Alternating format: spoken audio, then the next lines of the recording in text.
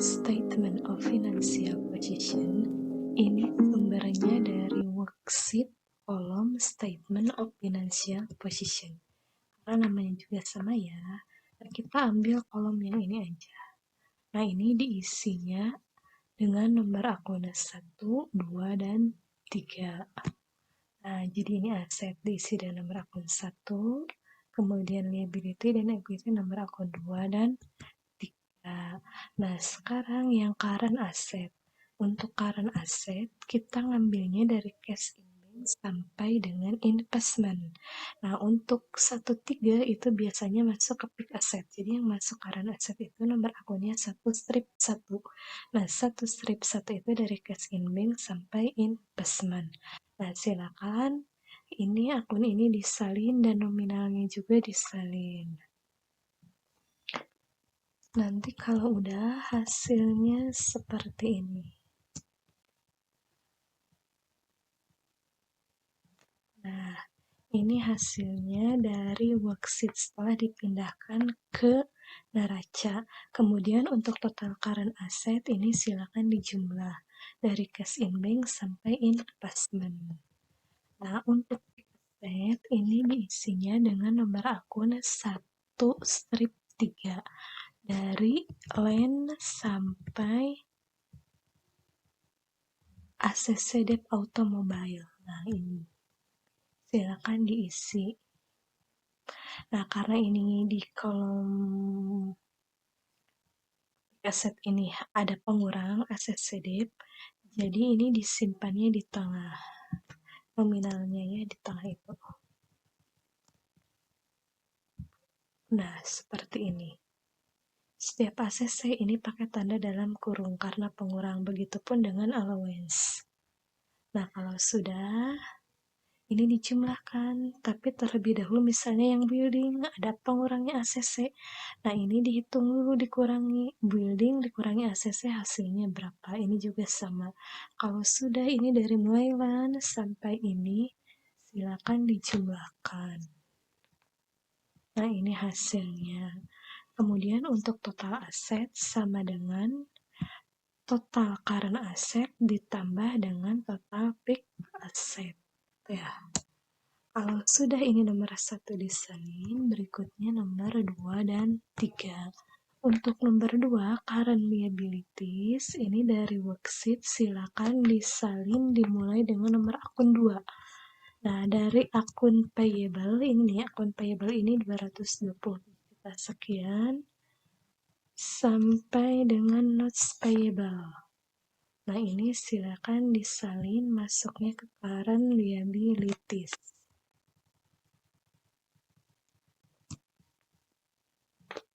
Nah, ini hasilnya. Kalau sudah, ini total current liabilities dijumlahkan, ini hasilnya. Kemudian untuk long term liability, ini diisi dengan akun CIMB Niaga Loan atau nomor akunnya 2/2. Nah, ini nominalnya. Oke, ini juga sama. Nah, kalau sudah ini dihitung, total current liability ditambah long term liability, hasilnya berapa? Berikutnya setelah nomor 2 yaitu nomor 3, equity.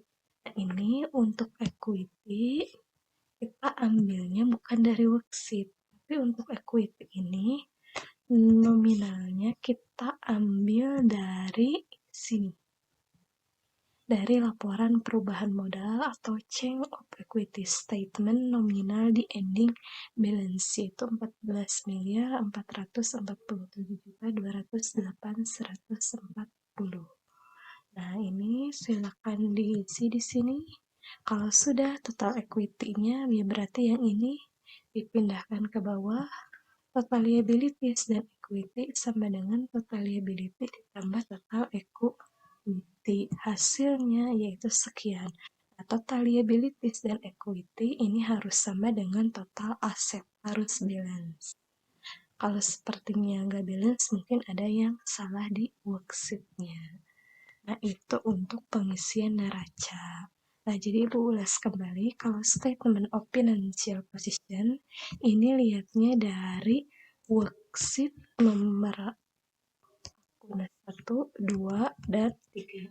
Ini di kolom statement of financial position. Ya, statement of financial position. Oke, berikutnya bank rekonsiliasi. Ini lihatnya dari mana? Ini dari worksheet, ya, dari worksheet juga dan dari AJP. Dan soal AJP. Untuk ini dari worksheet kolom trial balance. Yang untuk bank. Oh, ini worksheet kolom statement of financial position. Kemudian yang ini worksheet kolom trial balance, yang ini dari soal AJP,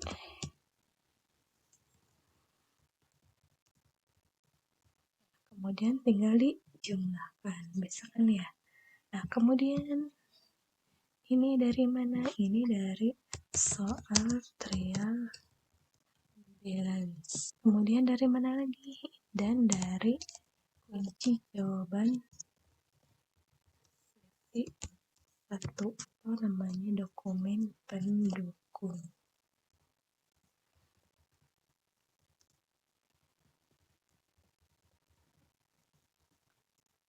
Nah, kemudian laporan laba rugi ini dari mana? Nah, ini dari worksheet kolom income statement. Diisinya nomor akun 4 sampai 9. Nah, itu nomor akun 4 sampai 9. Sumber-sumbernya dalam mengerjakan laporan keuangan.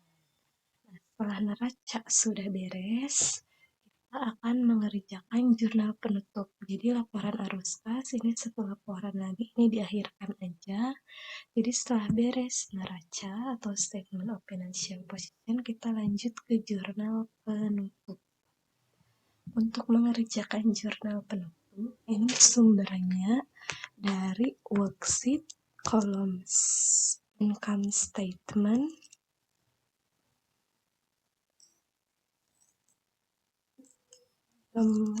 yang ditutupnya nomor akun 4 sampai 9.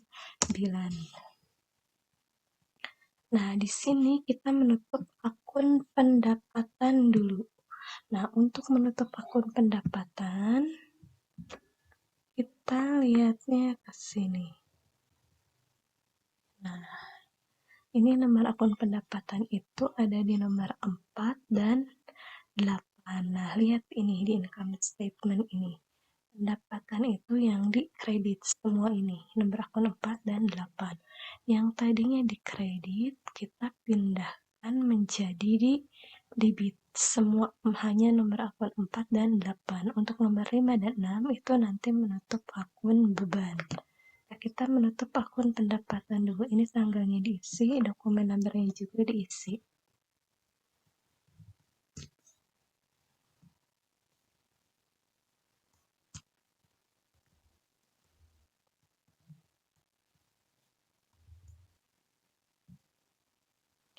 Ini untuk menutup akun pendapatan. Jadi, ya, di income statement ini hanya nomor akun 4 dan 8. Nomor akun 4 yang tadinya dikredit pindah ke debit. Yang tadinya di nomor 4 dan yang tadinya di nomor akun 4 ini di debit, pindahkan ke kredit. Nah, ini sales diskon tadinya di debit, kita pindahkan ke kredit. Nah, ini yang tadinya sales di kredit pindah ke debit. Nah, kalau sudah, nanti di paling bawah itu muncul akun income summary. Income summary ini merupakan selisihnya. Jadi ini dijumlahkan, kemudian dikurangi dengan ini, dikurangi dengan ini, maka muncul income summary. Ya, jadi akun penyeimbang income summary itu. Oke. Berikutnya adalah menutup akun beban. Untuk menutup akun beban ini yaitu dimulai dari nomor akun 5, 6, dan 9. Nah, nomor akun 5 ini dari cost of merchandise sold, 6 dan 9. Nah, yang ini. Silakan itu disalin. Yang tadinya di debit, ini pindahkan ke kredit. Nah, kemudian nanti di debitnya muncul akun income summary.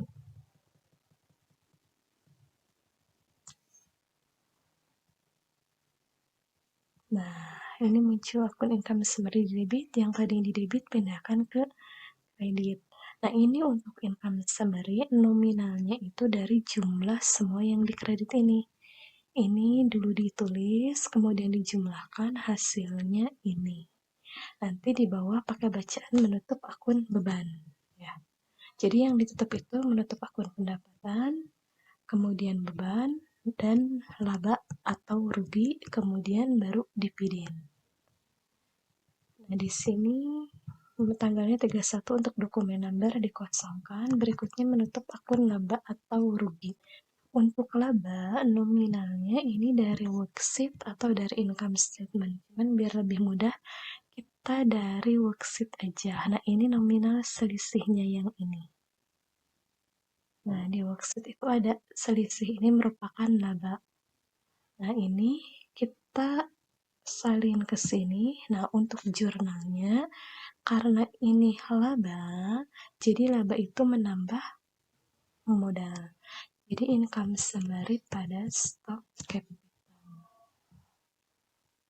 Oh, bukan stock capital ya, ini retained earning. Karena laba itu menambah laba ditahan.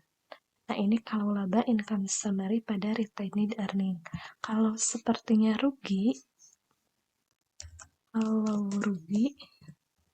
ini dibalik jadi retained earning.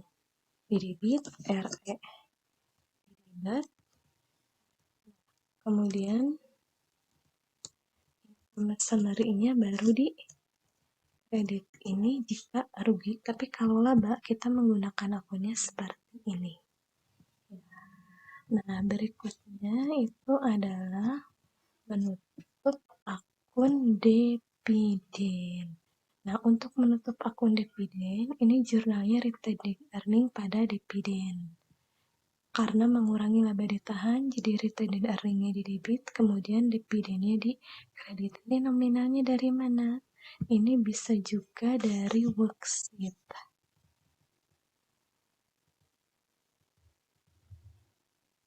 Nah, ini di worksheet di kolom statement of financial position. Ya, nah ini ada 325.000. Nah, ini nominalnya. Ya, jadi untuk jurnal penutup ini dari worksheet kolom income statement, kemudian untuk dividen dari kolom statement of financial position, bagian dividen. Ya.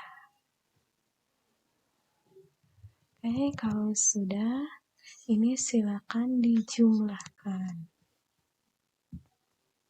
Nah, kemudian nanti hasilnya direkap di bawah.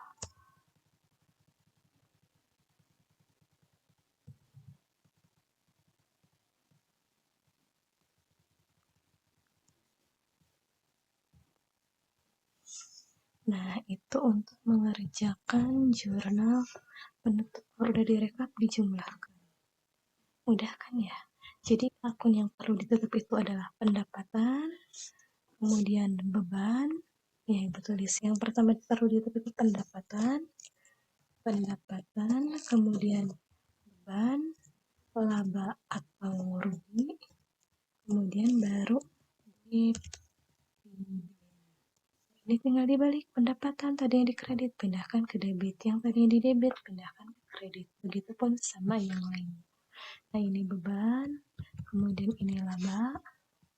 Kalau rugi jurnalnya seperti ini, dibalik RE-nya di debit, income summary di kredit. Kemudian ini untuk menutup akun dividen, retained earning pada dividen. Nah, itu untuk jurnal penutup.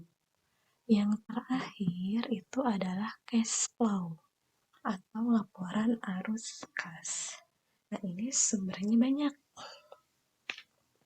Ini bisa dari cash receipt journal, kemudian cash payment journal, kemudian dari petty